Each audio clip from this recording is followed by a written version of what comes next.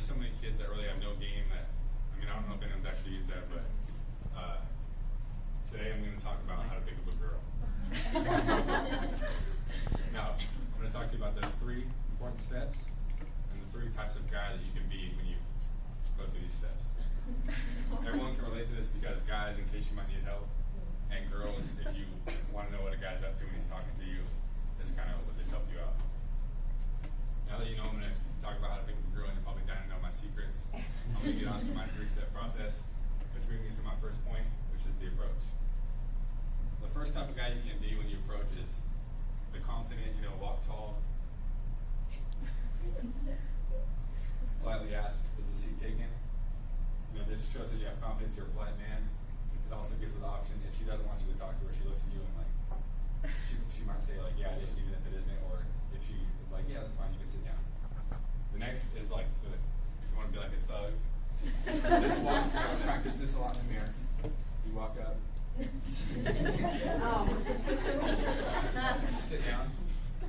This might freak her out, scare her away, but some girls like that. The next one is just kind of you're just kind of relaxed.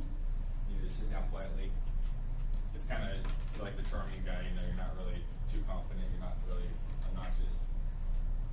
Now that I told you, now how do you sit down in the seat right here, I'm going to talk to you about what you want to say to her. So if you're the professional guy, you might just talk about, I really like this spot, this is a good venue, I've never been here before, how do you like it? It shows that there's not one thing on your mind, you're capable of having a different conversation.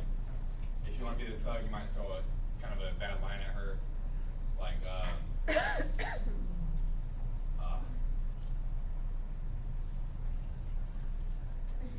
are you my pass because I really need help studying that anatomy?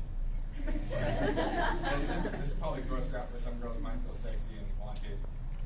I don't know why, but yeah. The third one is you might say would you be interested in buying me a drink? That's like the charming, it's like a joke, even though she wouldn't buy you a drink, it might make her laugh. Okay, now you talk to her, and you guys kind of have whatever conversation. I'm going to talk to you about the third step is get the number or seal the deal.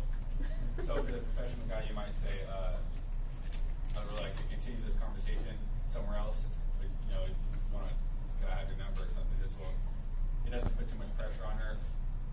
It's just also polite. If you're like the thug, you can throw another bad line.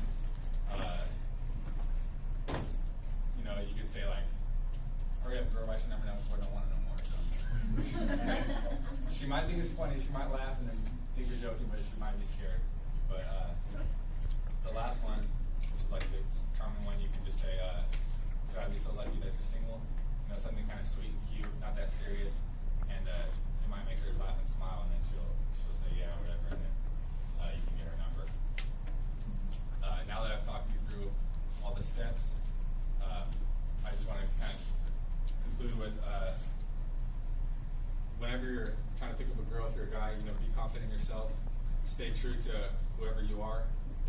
Don't try to, if you're a good guy and you're real polite, don't try to be a thug. If you're real professional, don't try to be a thug. If you're a thug, don't act like you're not. Just stay true to yourself.